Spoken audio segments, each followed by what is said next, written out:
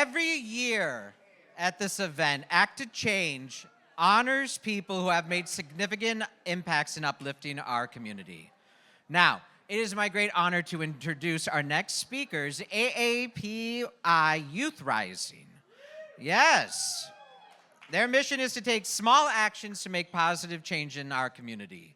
We have additional members of their group, but please help me welcome founding board members of AAPI Youth Rising, Charlie Trenkel, Jasleen Lai, and Mina Fedor. Come on up.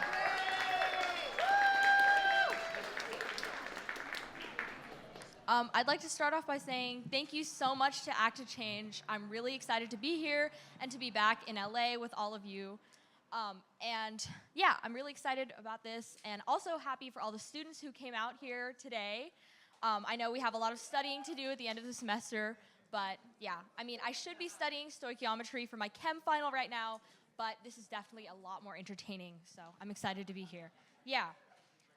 Also excited because I met the live action actor for Avatar, and I watched that series like my entire childhood, so very exciting, but it's great to see you all. Again, my name is Mina Fedor, and I'm the founder of AAPI Youth Rising. And my group and I have grown up with Act to Change, so it's especially meaningful for us to be here today. But let's all remember why we are here. We're here today because we hope for a future without bullying. We're here today because we believe that all students deserve to feel safe in our homes, places of worship, and our communities. We're here today because we don't believe in book bans, especially ones by rogue school board members.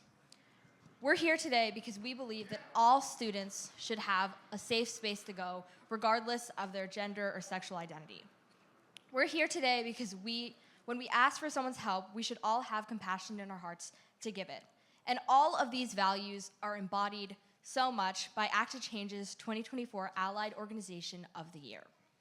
It is my honor to present this year's award to the California Civil Rights Department for their tireless efforts in building and launching California versus Hate, the state's first non-emergency hate incident and reporting hotline. Let's just stop to think about what that means for a second, though. It may sound simple to build a hotline to report these kinds of incidents and build this kind of data, but it's actually much more challenging if you think about it. If you stop to think about the extreme amount of diversity that we have in California's population, think about all the diverse and many languages that we speak, think about some of the stigmas and cultural barriers that we face when we ask and when we seek help. And how do we even reach some of these communities in the first place? These are the many challenges the California Civil Rights team took and led head on to build a brighter and safer community, or brighter and safer future for each and every one of us in this room. And on Monday, California versus Hate celebrates its very first birthday. So congratulations, and we're excited to celebrate alongside you.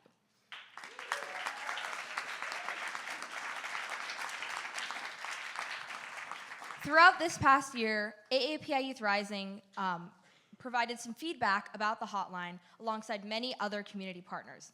And not only did the California Civil Rights Department dream big with this project, but they asked for all of our opinions along the way. They literally gave us a seat at the table, and for that, we are eternally grateful. So when the California versus Hate team talks about culturally competent care, it's more than just a buzzword or catchphrase. They actually did the work.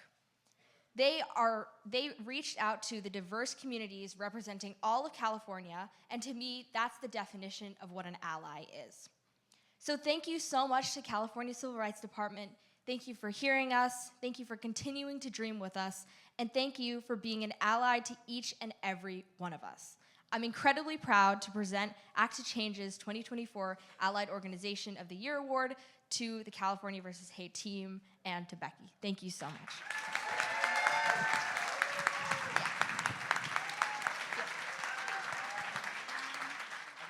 Thank you so much. I want to introduce my boss, Kevin Kish, who is the head of the Civil Rights Department. And I'm Becky Monroe, and I have been privileged to work with Mina and her team. And I have to say, on behalf of the department, it is such an honor to receive this from Act to Change in particular. We are also very aware of what an honor it is to receive it today on National ANHPI Day Against Bullying and Hate and on Vincent Chin's birthday. For us, receiving this from Mina and her team is particularly meaningful because we have learned so much from them and from the way that they approach this work.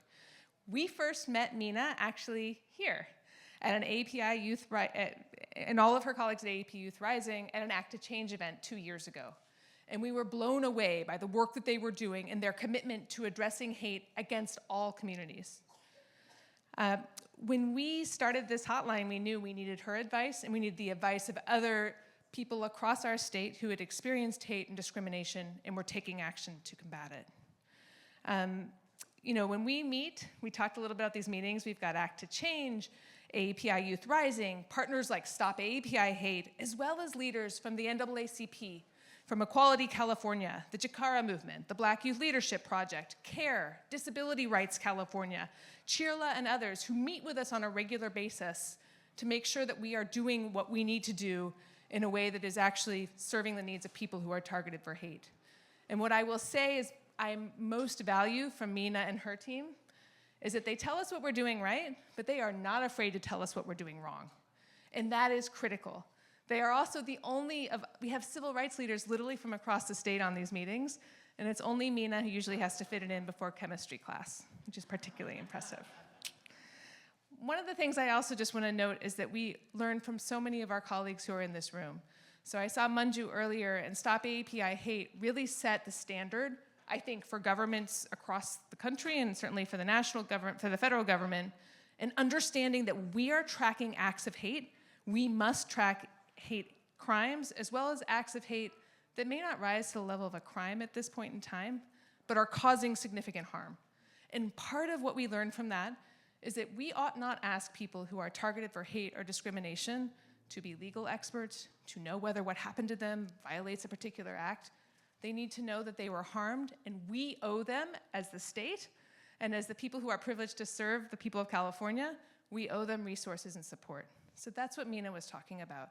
When people reach out to our hotline, we are not only taking what happened to them, if they want it, we are genuinely providing care coordination. That means someone has been harmed and they need to talk to a therapist. We find them a therapist who can provide services in language and ideally who is staffed by people who have had a shared experience of that kind of discrimination. And we don't just send people away, we get on the phone with them. And if that group won't help them, we'll find someone who will. And again, that is what we learned from people like Mina and also from Act to Change and from our colleagues across the state, is that we owe more than a simple referral line. We owe making sure that we are acting based on what we've learned from people.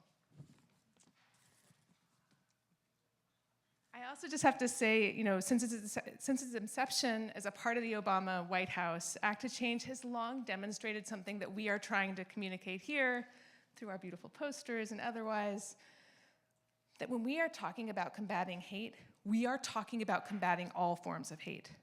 So as a state civil rights agency, I want to highlight how Act to Change has always joined with partners to combat all forms of hate and bias.